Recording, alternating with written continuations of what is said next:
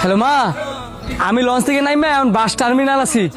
বেশি দেরি তো নাই, ধরেন আইতে 2টা-3টা বাজবো। পরাই এক লগে মার্কেটিং করবো। আচ্ছা মা। এ বস, দাঁড়ান দাঁড়ান দাঁড়ান।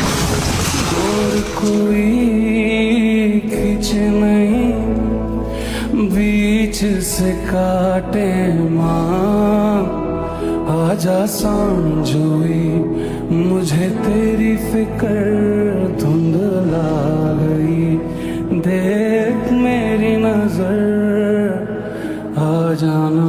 হায় রে জীবন রে, বাড়িতে যাওয়ার লেগে একটু তাড়াহুড়া করার কারণে কোন মার বুকটা জানে খালি হয়ে গেল গা।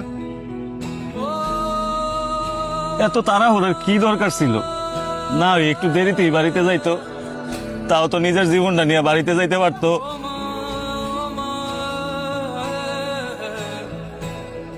একটা বার চিন্তা করছস এ পরিবারের ঈদটা কেমনে কাটবো?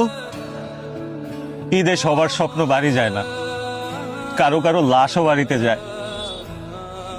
এটাই হয়তো পৃথিবীর নিয়ম। सामने आ जाना।